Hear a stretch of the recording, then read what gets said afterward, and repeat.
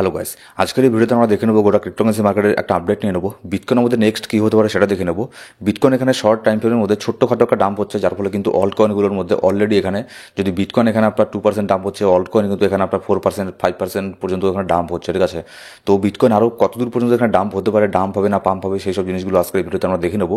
আর তার সাথে এখানে পেপে কয়েনের একটা অ্যানালিসিস করে নেবো। পেপে কয়েনের এখানে একটা গুড নিউজও আছে, সেটা দেখে নেবো কি। আর হচ্ছে ডজ কয়েন আর বেবি ডজ কয়েন বিশেষ করে হিউজ পরিমাণে পাম্প হয়ে গেছে অলরেডি। তো এখানে অনেকেই এখানে আপনার এন্ট্রি নিচ্ছে, তো এন্ট্রি এখন নেবেন না এখানে ওয়েট করবেন, সেই সব জিনিসও দেখে নেবো। আর তার সাথে এখানে শিবানুর এখানে একটা অ্যানালিসিস করে নেবো যে শিবানুর মধ্যে নেক্সট এখানে কী হতে পারে। এবার ভিডিও শুরু করার আগে ক্রিপ্টোকারেন্সি মার্কেটের ছোট্ট একটা ডিসক্লেমার।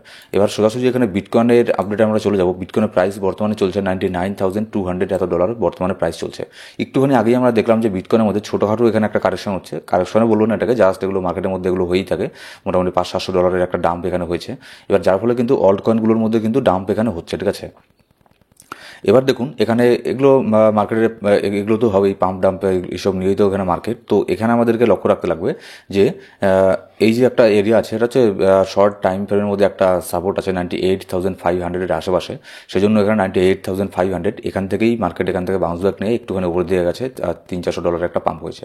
এবার এরপরে যে সাপোর্টটা আমরা পাবো যেটা হচ্ছে আমাদের $97,000, তারপরে স্ট্রং একটা সাপোর্ট পাবো $95,500। এবার এখানে দেখুন কি, যেখানে আপনার রাতারাতি বিটকয়েনের মধ্যে ক্রিপ্টোকারেন্সি মার্কেটের মধ্যে 10% 20% এগুলো কিন্তু পাম্প ডাম এগুলো হয়ে থাকে। যেমন এর আগে যদি আমরা 5 ডিসেম্বর এখানে দেখি যে $10,000 একটা ডাম্প হয়েছিল বিটকয়েনের মধ্যে। $10,000 ডাম্প নিয়ে কিন্তু মার্কেট নিচের থেকে লিকুইডিটি গ্র্যাব করে আবারও পাম্প হয়ে উপরের দিকে চলে গেছে, ঠিক আছে। উপর দিকে গিয়ে একটা স্টেবল এখানে হয়ে গেছে। তো এইসব জিনিসগুলো মার্কেটের মধ্যে এগুলো হতেই পারে, এগুলোর জন্য তৈরিও থাকবেন। এবার কিন্তু ওরকম আর সময় নেই যে আপনার মার্কেট যদি নিচের মধ্যে আসে সেখানে যে অনেক দিন থাকবে এরকম কিছু না, কারণ বুল মার্কেটের মধ্যে আছি আমরা। মার্কেট নিচের মধ্যে নামলো খুব একটা বেশি নিচের দিকে নামবে না, ঠিক আছে। এবার এখানে আমার কি মনে হচ্ছে যে মার্কেটের মধ্যে কী হতে পারে দেখুন, যদি এখানে $98,500 যে একটা রেঞ্জ আছে, সাপোর্ট আছে 98,600, এর নিচে যদি আপনার 1 ঘন্টার কোনো ক্যান্ডেল এখানে ক্লোজ করে, তাহলে সেক্ষেত্রে আমরা এখানে $97,000 পর্যন্ত চলে আসবো। এবার $97,000 নিচেও যদি 1 ঘন্টার ক্যান্ডেল এখানে ক্লোজ করে 1-2টা, তাহলে সেক্ষেত্রে আমরা $95,000কেও এখানে টেস্ট করতে পারি, ঠিক আছে। তো এখানে দেখা যাক এখানে কী হয়। আর হচ্ছে আপনার মার্কেটের মধ্যে উইকেন্ড চলছে, যার ফলে এখানে আপনার সেরকম বড় ধরনের কোনো ভলিউম এখানে আমরা মার্কেটের মধ্যে দেখতে পাচ্ছি না, ঠিক আছে। কারণ মার্কেটে যখন উইকেন্ড থাকে বড় বড় ইনভেস্টাররা তখন মার্কেটের মধ্যে ট্রেডিং করে না, ঠিক আছে। আর যার ফলে এখানে ইটিএফের মধ্যেও তেমন কোনো বাইং প্রেশার আমরা দেখতে পাচ্ছি না। গতকালকেও ইটিএফের মধ্যে কোনো বাই হয়নি, কারণ মার্কেট বন্ধ ছিল। এবার আজকেও কিন্তু ইটিএফের মধ্যে তেমন এখানে বাই কোনো হবে না, ঠিক আছে। মার্কেট এখানে অফ আছে। তো যার ফলে বড় ধরনের একটা ভলিউম মার্কেটের মধ্যে এখন আসবে না, আসার চান্স একটু কম আছে এই আপনার আজকের দিনের মধ্যে। তো এই যার ফলে এবার বিটকয়েনের কাছে এটা চ্যালেঞ্জের একটা বিষয় হয়ে যাবে যে যে রেঞ্জের মধ্যে আছে এখানেই থাকা, ঠিক আছে।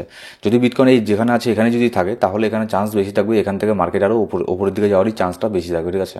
সেক্ষেত্রে এখানে $1,00,000 এটাকে একটা ছোটোখাটো রেজিস্ট্যান্স মনে করতে পারে। তারপরে যে আরও একটা বড় রেজিস্ট্যান্স সেটা হচ্ছে আমাদের অল টাইম হাই, ঠিক আছে, $1,04,000।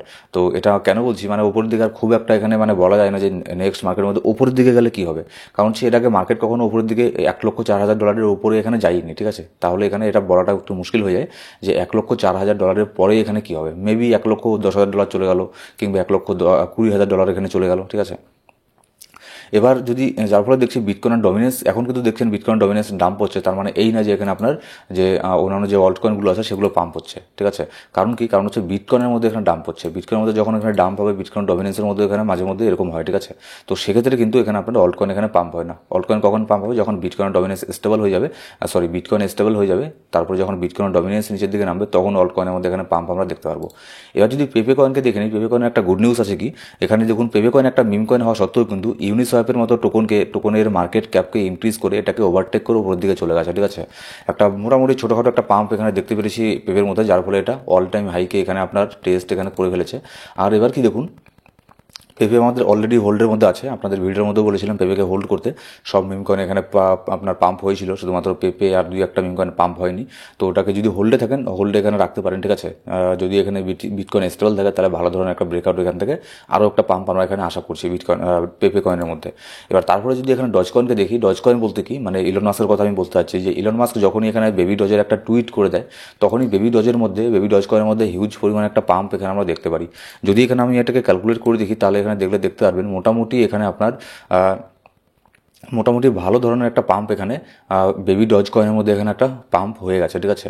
এবার আমি যেটা বলবো আপনাদেরকে যে অ্যাকচুয়ালি এখানে কি এন্ট্রি নেওয়াটা ঠিক হবে, কারণ দেখুন যেহেতু এটা একটা টুইট করেছিল ইলন মাস্ক, টুইটের একটা আপনার একটা মানে টাইম থাকবে যে কতক্ষণ পর্যন্ত সেটা তার সেই টুইটের যে ইম্প্যাক্ট আছে, ঠিক আছে, সেটা থাকবে মার্কেটের মধ্যে।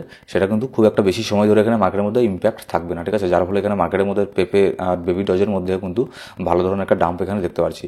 তো বর্তমান যে রেঞ্জের মধ্যে আছে এখানে কিন্তু এটার মধ্যে এন্ট্রি নেওয়া একটু রিস্কি হয়ে যায়, তো একটুখানি ওয়েট করতে পারেন। যদি এখানে আপনার 0.039 এই রেঞ্জের মধ্যে পেয়ে যান, সামান্য কিছু এখানে হোল্ড করতে পারেন, ঠিক আছে, কারণ হচ্ছে অলরেডি যেহেতু শর্ট টাইম ফ্রেমের মধ্যে পাম্প হয়ে গেছে, এখানে একটা কারেকশনও হতে পারে। আবার মিম কয়েনের কথা না কি বলুন তো, এগুলো মানে বলা যায় না। এরপরে ইলন মাস্ক যদি আরেকটা এখানে টুইট করে দেয় তাহলে কিন্তু পেপে কয়েন কোনো এখানে সাপোর্ট রেজিস্ট্যান্স কোনো কিছু দেখবে না, এখানে আবারও এখানে পাম্প হবে মার্কেটের মধ্যে পেপের মধ্যে, ঠিক আছে। তো এইসব জিনিসগুলো এখানে ম্যাটার করে, যার ফলে এখানে মিম কয়েনের মধ্যে টেকনিক্যাল অ্যানালাইসিস খুব একটা বেশি এখানে কাজ করে না, ঠিক আছে। কারণ হচ্ছে আপনার ইলন মাস্ক এখানে একটা যদি টুইট করে দেয় বেবি ডজের সম্পর্কে, তাহলে দেখবেন মার্কেট আরও এখান থেকে পাম্প করবে, তখন সেক্ষেত্রে কোনো মার্কেটের কোনো কিছু এখানে দেখবে না, ঠিক আছে। সেম এই জিনিসটাই কাজ হয় আপনার ডজ কয়েনের মধ্যেও। আর ইলন মাস্ককে আমরা দেখতে পাচ্ছি যে আপনার ইতিমধ্যে ইলন মাস্ক আবারও ক্রিপ্টো নিয়ে অ্যাক্টিভ হয়ে গেছে প্রচণ্ড, বিশেষ করে মিম কয়েন নিয়ে, Doge coin, baby Doge coin এগুলো নিয়ে অনেক মানে টুইট করছে।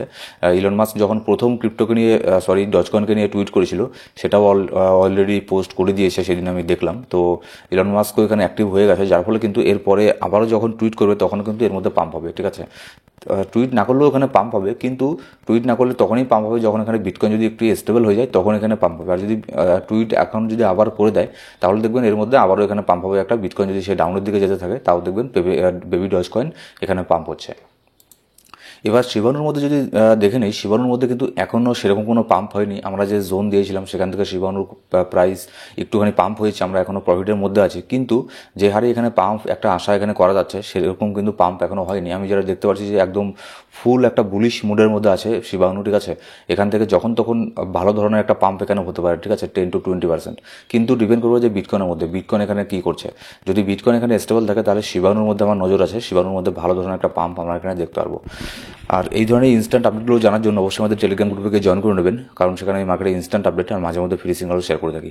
সো গাইস, এই ছিল আজকের ভিডিও ভালো সেটা লাইক করবেন, আর কোনো সাবস্ক্রাইব না করে থাকলে সাবস্ক্রাইব করে পাশে বেল আইকন প্রেস করে অল সিলেক্ট করে রাখুন প্রত্যেকটা ভিডিও আপডেট সবার আগে পাওয়ার জন্য। Thank you so much guys.